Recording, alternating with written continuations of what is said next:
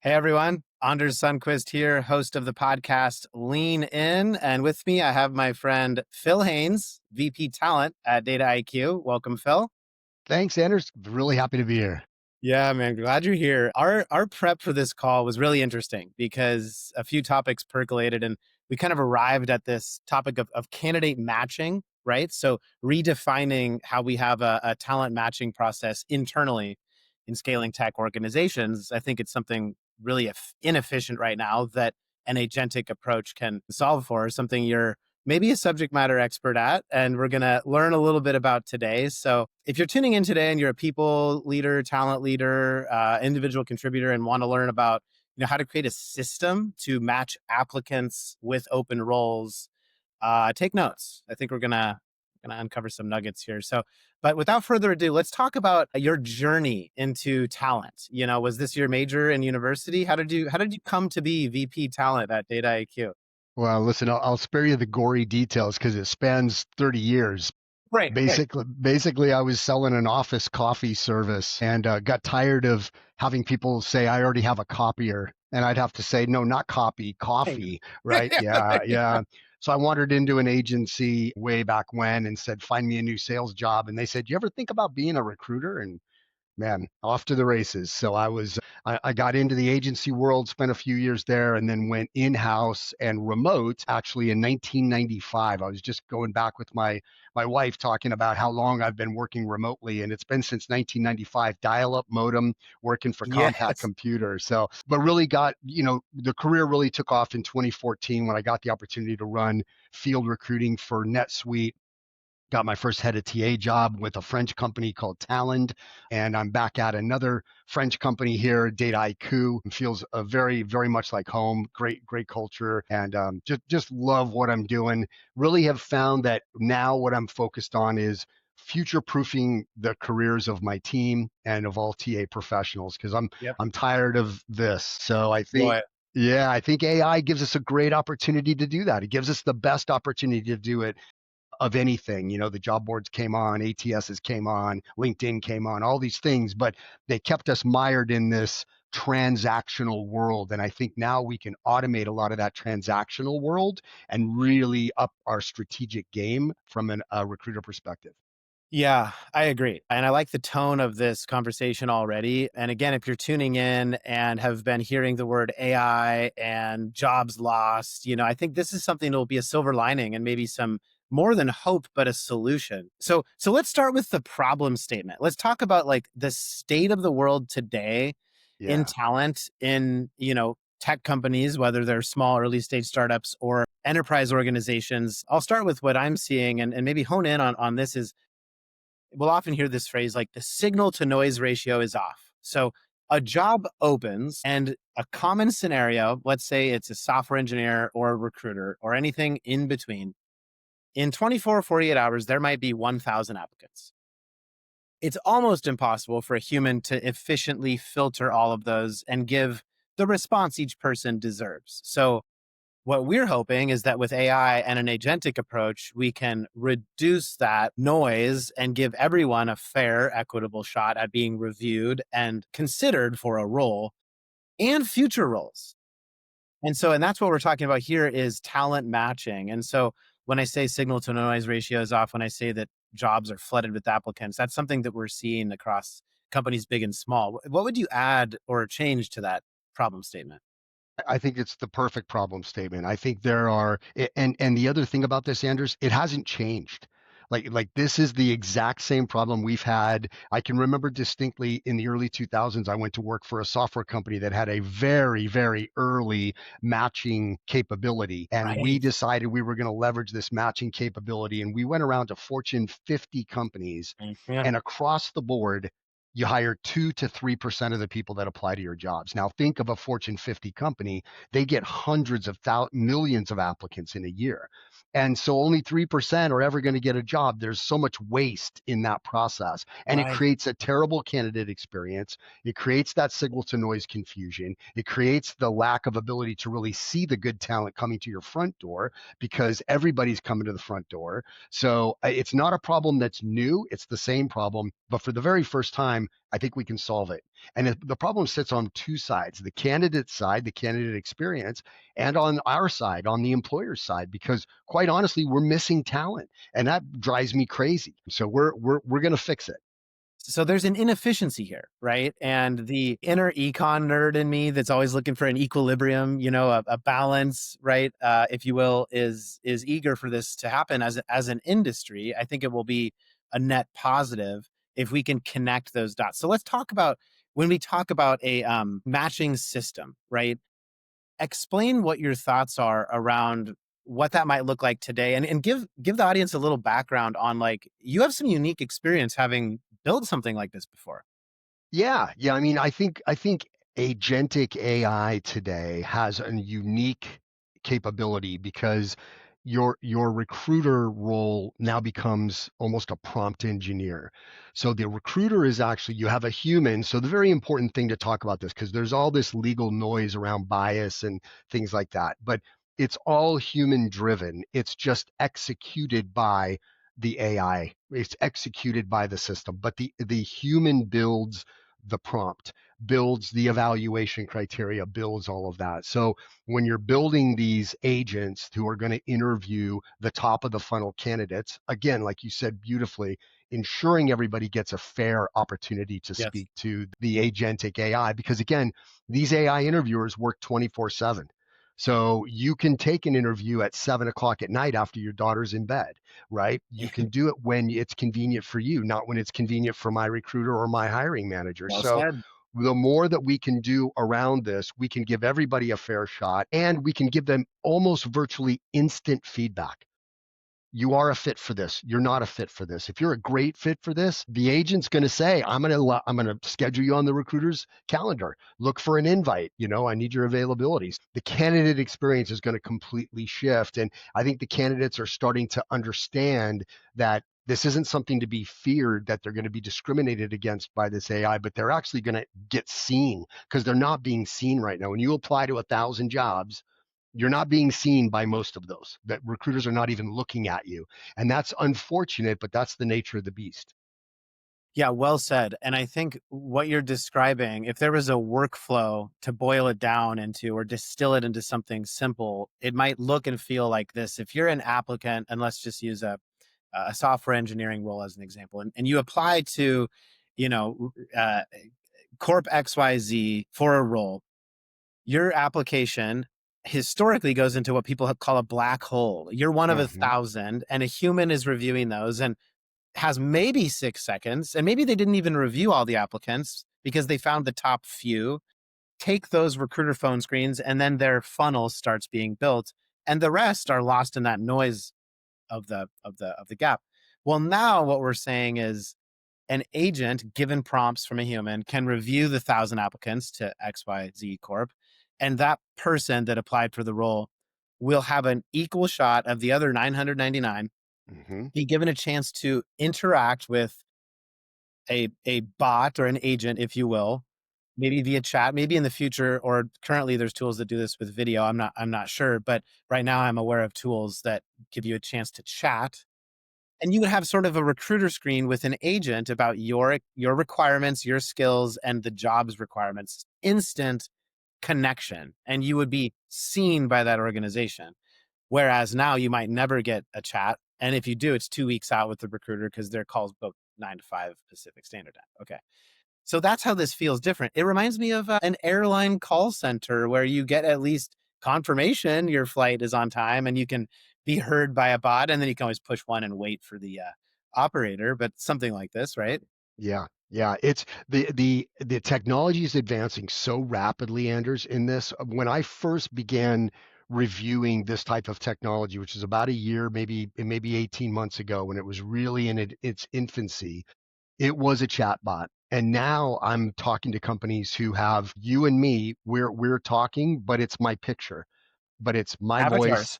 But it's a picture. It's not necessarily like a hologram of a Yeah. human, because I think that gets a little creepy. But when it's just a Zoom interview for 15 minutes, reviewing your background, asking you a few specific questions, very interactive. It's Yeah. real time interactive. I mean, I got a demo the other day where the person that was demoing the software tried to throw a curveball at the AI by saying, like, can you just give me the answer, or can I just speak to a human? And the AI came back and said, listen, I know this is a new experience. Like, it was phenomenal, phenomenal experience. You imagine a candidate right now, a job seeker, who's putting a resume out and applying for a job and never hearing anything back Yep. versus Yep. putting a resume out, applying for a job, getting an opportunity to at least have a conversation where you Yeah. can tell the bot a little bit more about who you are, and it's asking you Yeah. insightful behavioral questions. You Yeah. feel like you're getting an interview.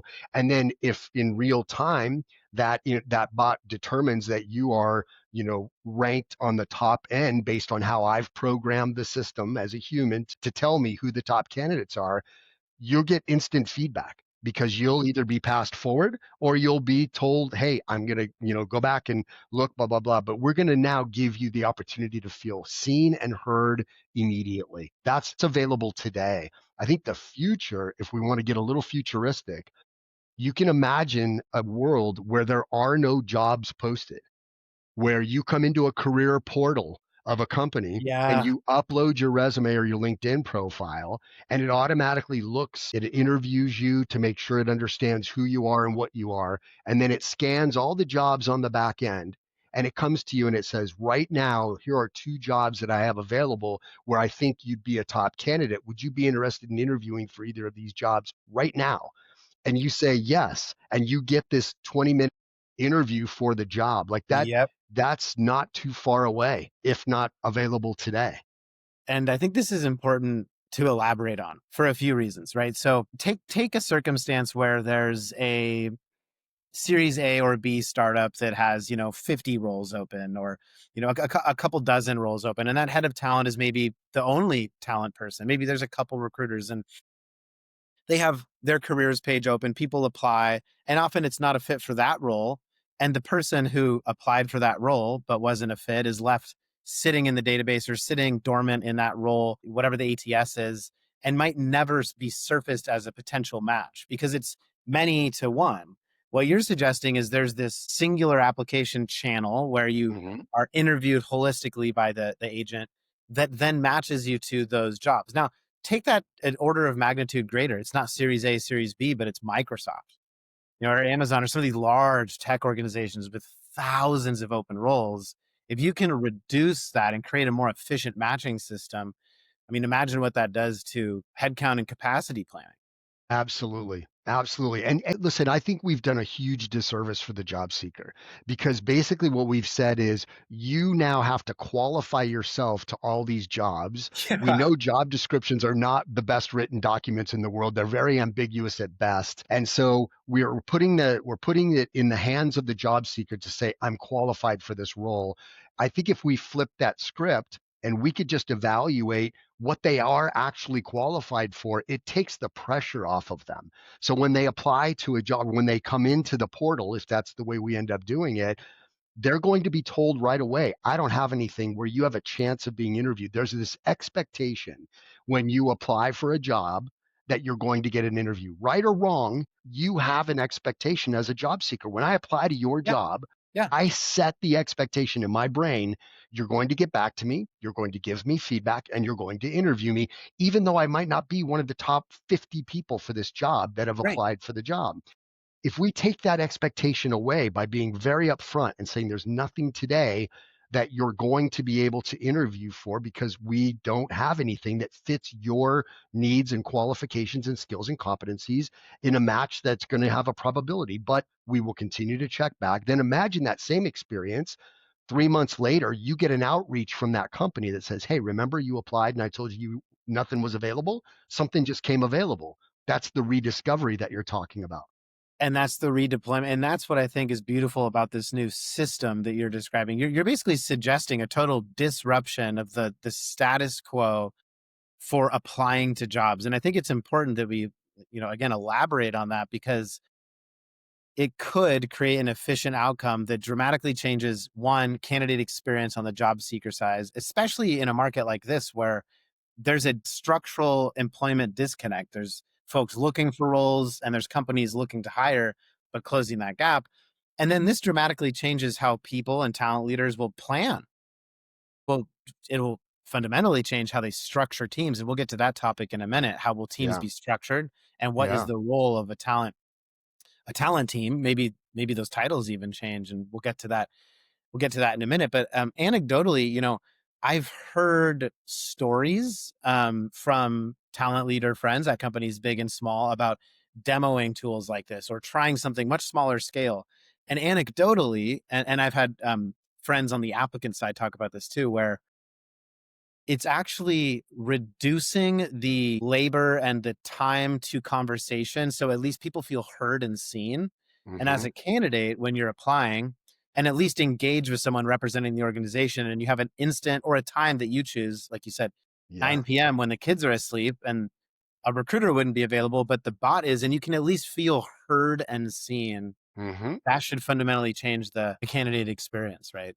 I totally agree. And I think the fear that circulates around this type of disruption, which I love that word, I think the fear that circulates around it is being mitigated daily because people are starting to use ChatGPT and Gemini and a lot of these things. And they're starting to see like, okay, this is very interesting stuff. Like this is giving me really good answers and it's giving me really interesting advice. And so I think as we start as a human culture adopting the technology culture of agentic AI, this will be a benefit to the job seekers. So there's a huge benefit to me as a talent leader, which we can talk about. But the benefit to the job seeker is you do feel heard, you are being seen, you know that you're being evaluated. Whereas right now, the black hole is the realest thing there, and we need to get rid of it. If we get rid of the black hole, then we really have changed the paradigm of who's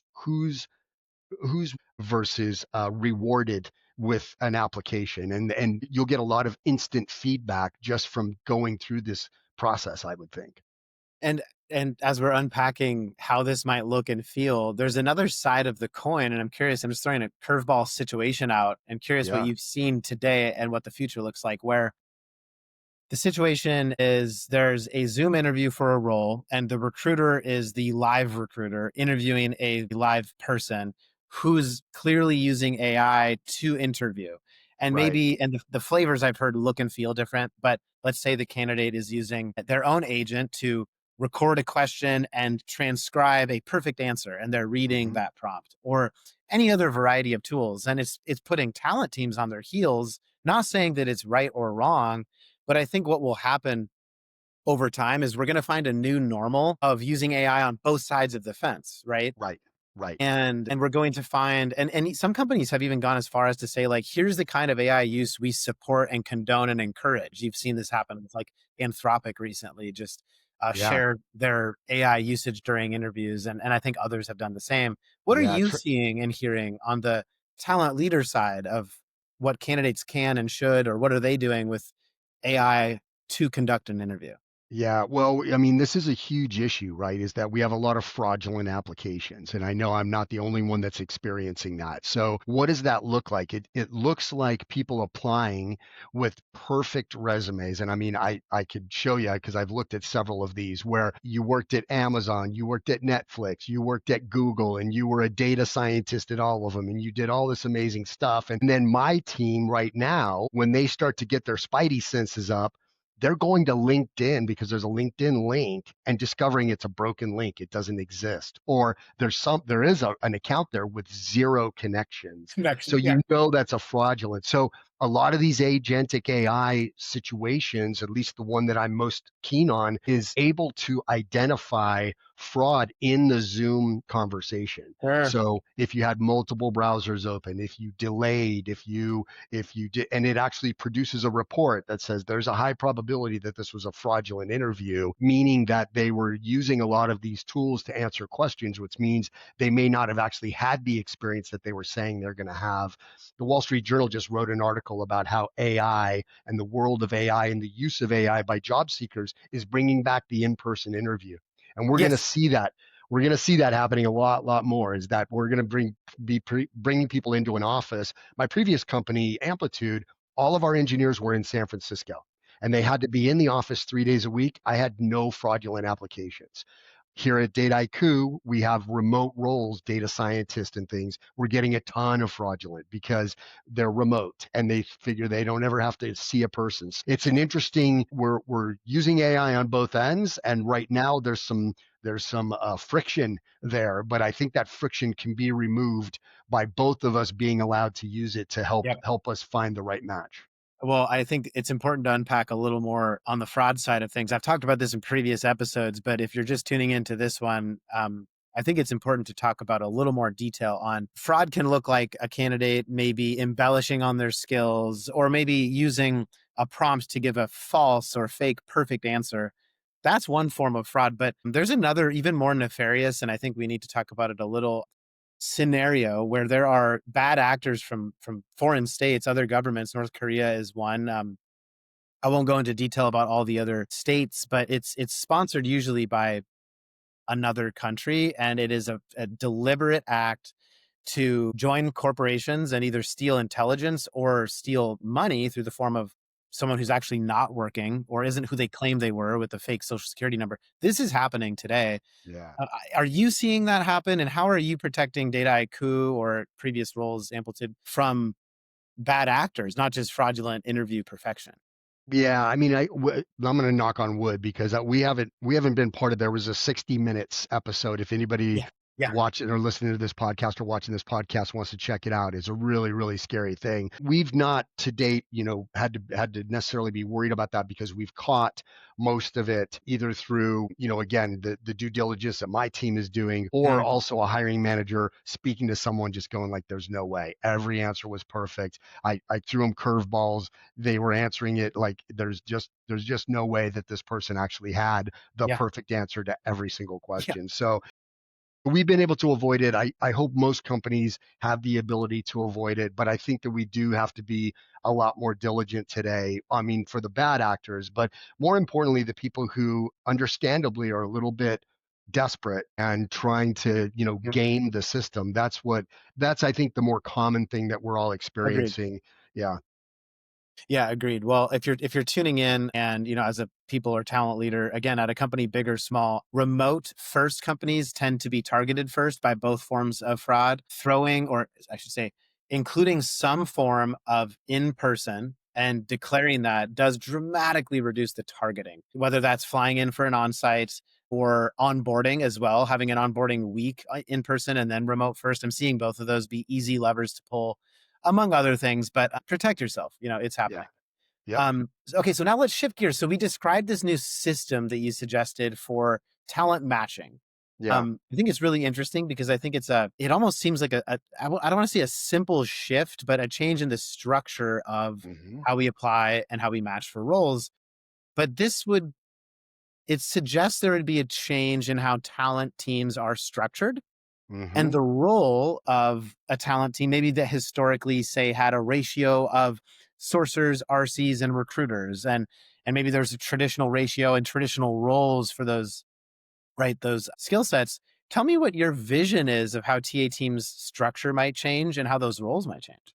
Yeah, I think so. So I will be very transparent with your audience that one of the first things I did when I came to Dataiku was eliminate the sourcing team, or actually, I should say, I Right? Say more. redeployed Yeah. the energy. Yeah, because again, I think as we're moving forward, that role as you remember, let's go back in the time machine. We were all full life cycle recruiters. And then in Yeah. the early 2000s, we parsed out the sourcing from the full life cycle recruiting, created an entirely different industry. If you think of SourceCon and everything that came around that, no fault to anybody that did that because it was very necessary. I ran a sourcing team of 45 people at Wachovia Bank in the early 2000s. And so I was way into it. It was a great opportunity. But now with AI, I see those things coming back together. I have full life cycle recruiters. What I've done is now I've moved the what was previously sourcing team focused on external outreach and everything, to proactive talent ID and getting ahead of the need, as well as leaning into this concept of talent density. So measuring quality of hire and feeding it back to the proactive pools that we're building. So I still have a team, but it's changed dramatically in its scope. So that's one change that's already happened, is that I don't believe there's the value in a sourcing team that there was in the past, because you do have AI solutions out there that can do a lot of finding and outreach and automation of that. It's the automation part of AI. So AI is not all AI, it's automation and machine learning and all these different areas. But the automation of it is really going to change the role of the traditional recruiter to what I'm calling a talent partner, because now they're going to have, if you think about the time and energy spent on the top of the funnel. So let's Yeah. just go to our conversation. You get a Yeah. thousand applicants. Yeah. You're trying to give everybody a good candidate experience. You're trying to look at all of them. You're spending an inordinate amount of time, even if it's only 6 seconds on a profile. 1,000 of them is a lot of time and energy that you're spending with not a lot of value, right? Not a lot of values. If we can automate that, use AI to help us automate that and take that off the plate of the recruiter, it frees those hours up to lean further into the process. And now we're leaning a little bit more into the people business partner world, where we're meeting with Yes. managers, talking about the skills of their team. What are the complementary skills I could be looking for in this role as opposed to Yep. other roles? And Yep. you become more consultative and more advisory to the Yep. business. Always been our goal in TA, but we've never been able to do it because we got sucked into the top of the funnel. Even with a sourcing team, you're still Yep. getting sucked into the top of the funnel. So I see the role of the talent partner being part agentic prompt engineer. So you're prompting your agents to go make sure that they're looking for the right talent. They're giving everybody the fair shot. They're doing the Yep. evaluation correctly. And then you're interviewing the people that make it through that process and Yep. shepherding them through the end. And then you're spending a lot of time advising and consulting on building talent for the future. Look, there's not enough talent to go around. I know that's a hard thing for a lot of people to understand, because they might be looking for a job, but AI talent is still a very small pool of talent. And so there's a lot of pressure on that. So we're all thinking about, how are we going to make it? I work at an AI company. How are we going to compete with Anthropic and OpenAI, Amazon and Google and all the companies, and Microsoft with a lot of money? And the way we're going to do it is we're going to start to look at really building the future proofing of our talent pools and our employee population by continuing to upskill them and redeploy them. So I see the talent partner leaning way into that. That's the team I created is called the talent density team. And the recruiters are going to play a part in that, because they'll talk proactively about moving people and shifting people. And I had a great recruiter who reported to me at Amplitude, who in his intakes with hiring managers would say things like, "Hey, have you ever thought about Anders for this role?"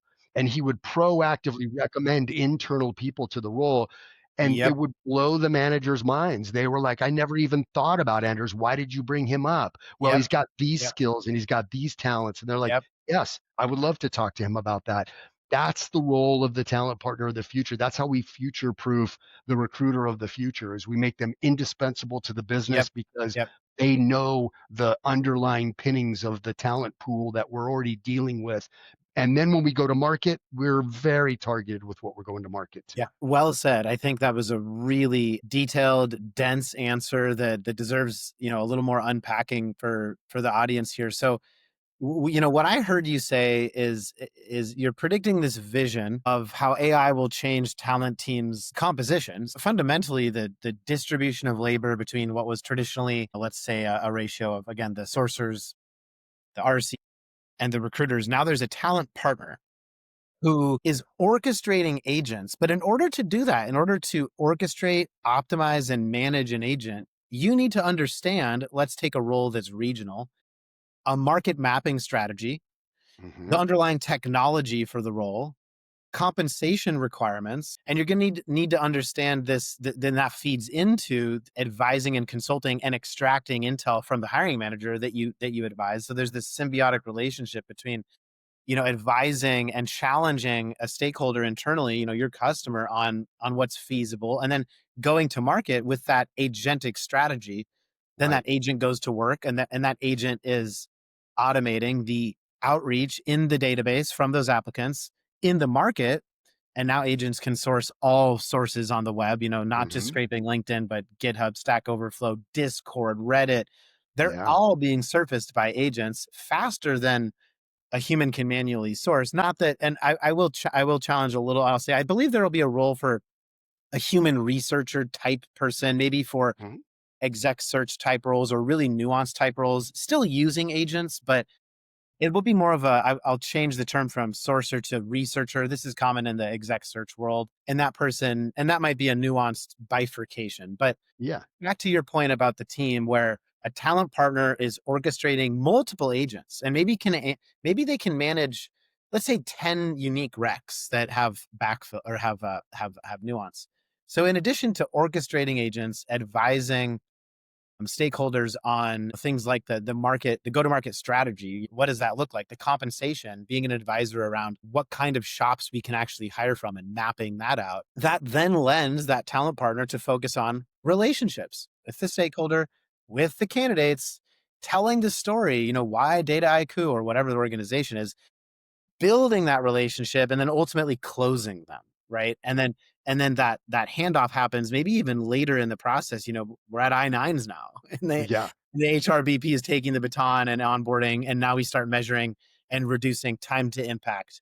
Quality of hires now measured more accurately, and maybe the talent partners participating in that with HRBP team. So that's what I heard you say, and that's what I think is a fair assessment of a future TA team, not too far away, maybe Yeah. 2026, Yeah, yeah. right? I mean, I'm really trying to build it quickly because I do think there's a lot of, if you think about the feedback loop, so it's so funny because again, going back in time, there was a time where I fought attrition numbers and retention numbers in TA forever, right? Not my job. I bring them in the front door. You evaluate them. You hire them. You're the manager. You're accountable. But now I've totally changed my tune on that to almost 180 degrees because I want to evaluate that turnover. I want the system to get smarter.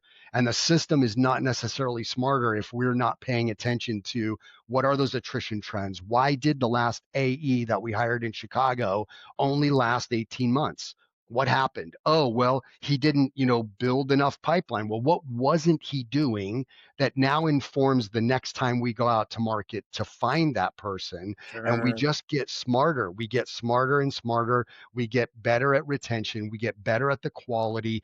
That's the talent density concept that Netflix prompted, is that we have more high performers than mid and low performers. And if we're doing that, your TA team becomes indispensable to the business. Yeah.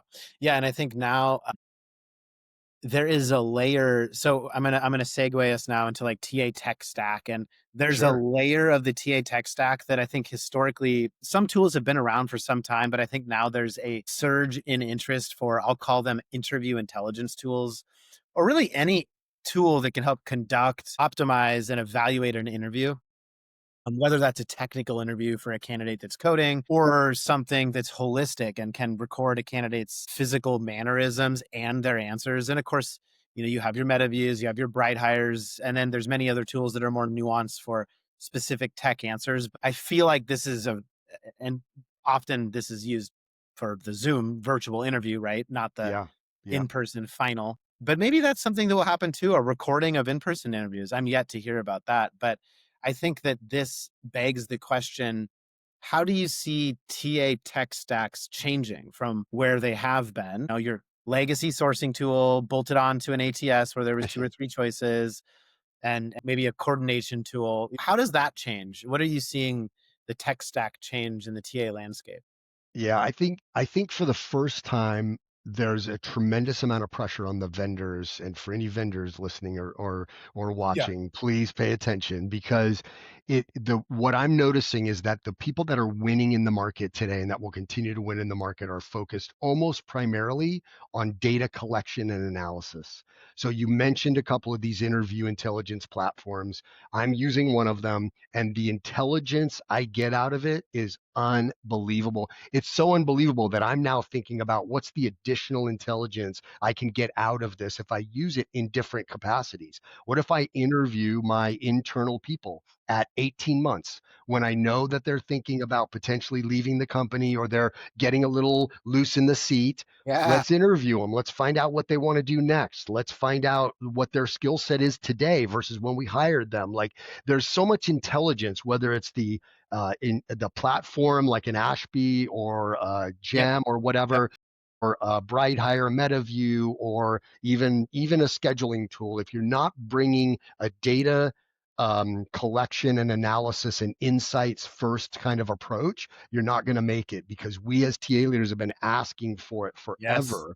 And we've been Louder. living in spreadsheets way too long. And Yeah. now Yeah. finally, I'm seeing vendors highlighting the fact that there's data that we can collect, that you can get. They're using AI really, really intelligently to help provide that. I mean, so much so that I could see hiring someone, amalgamating all of the interview feedback and data that we collected through the Very good. recordings, and then creating an IDP for the person when they show up their first day. Like, here was the Wow. competencies and skills that the job required. Through your interviews, we evaluated you as having really strong in these Yep. 12, but in Yep. these two, so a little bit of development needed. So we're going to focus your first 6 months on getting you some public speaking coaching or whatever it is that we evaluated in your interview Upskilling, process. L&D becomes more accessible. I mean, extend on this, man. There's even a theory out there. This is kind of hardcore, but I'm freestyling right now, where some business owners have hypothesized, well, what if annually there was a review of everyone for their role, and then that review would lead to promotion, staying in current level, or potentially leaving the role if they're not a fit anymore. And this kind of begs the question, what if everything is measured moving on onward, where there's this re-interviewing and data gathered for someone who's in a role? Are they optimal, Yeah. for the role that they're currently in? I think what we saw, I'm just going to call a spade with some of the FANG companies that did some massive layoffs, followed by massive layoffs, followed by massive layoffs. Yeah.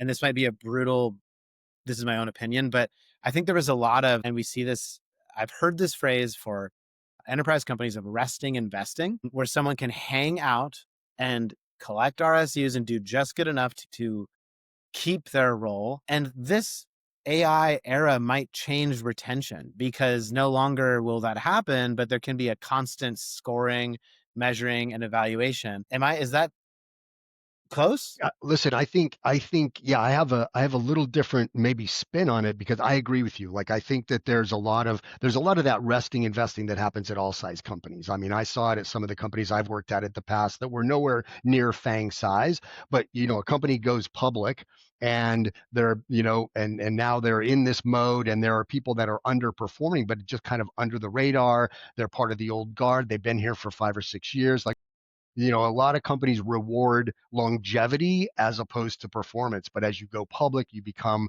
under the scrutiny of a public eye. You really need to be focused on performance. So, well, the way I look at it is that let's proactively identify top performers, people Yeah. on a trajectory, and Yeah. make sure we keep them, Yep. right? Yep. Because again, the regretted attrition in any company is the most painful, because these are people that you deemed high performers who decided to leave your company. And why? They either didn't have the right manager, they didn't have the right opportunity, somebody else pinged them and told them, because this is what recruiters do, ping people and create that discourse in their brain that their current job sucks.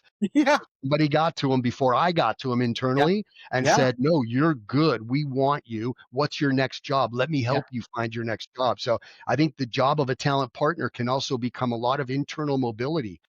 I think Salesforce.com does this. As a matter of fact, I just saw that someone got promoted to VP of internal recruiting at Salesforce.com, and they purposely identify high performers, solidify them, Yes. engage them, and move them. Yes. And that's I what we think want to do. so. Say more. We need to unpack more about this. I'm just going to, again, call a spade with what we're seeing now with the absurd offers in the AI space. Is, I think technical talent will be rewarded more in a market that resembles athletics than it has resembled traditional employment. What do I mean? Well, Interesting. traditionally you get a 4 year, you get an offer that has maybe it's bulk.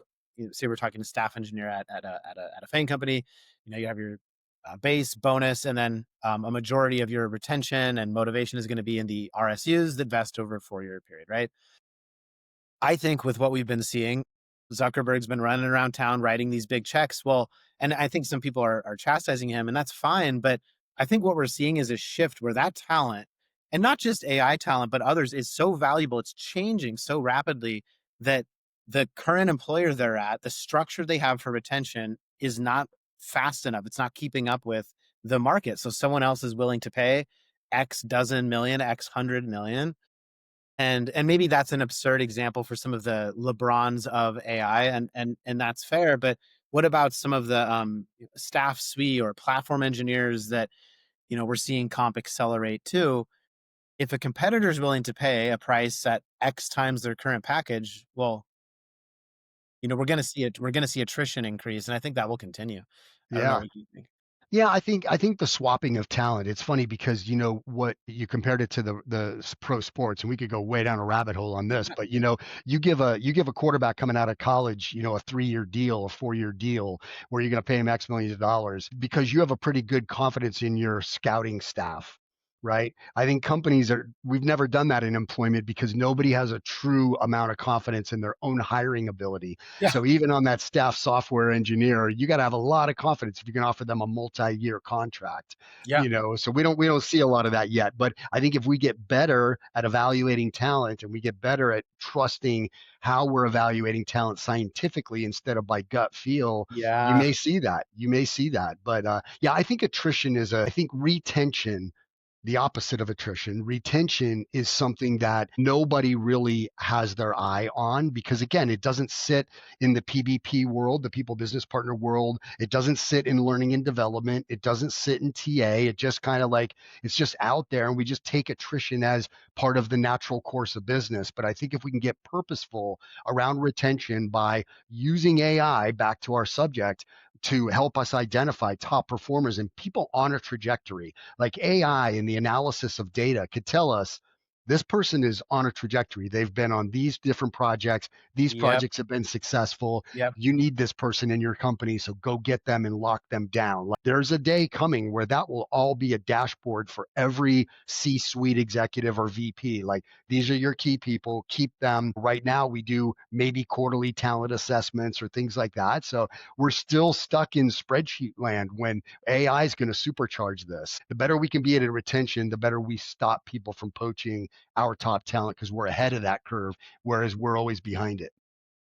Well said. And again, I guess crude analogy, but it does just remind me of the sports world where Yeah. this is something that retaining top players who score the most points or, motivate the team has been done with cash and accelerated earnings, right? So there's a way to do that. We covered a lot of ground today. Yeah, we did. Right? And I wish we had a crystal ball. AI is changing faster than I can keep up with. Sometimes I feel this way, and I'm often at the forefront.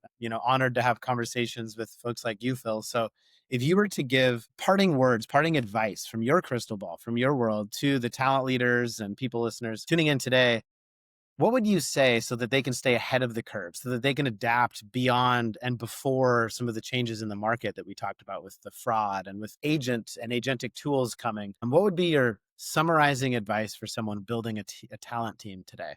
Yeah, yeah. Well, I think to begin with, for job seekers, if there are any job seekers watching it, I think it's like the advice I would give is embrace employers' use of AI, assume that Yeah. it's more biased than the human, because again, we've been doing this as humans for a long time, and there's no creature, nothing more biased than a human being. And so, embrace it. We're in this AI, utilize it to your advantage. Don't cheat, but utilize it to your advantage.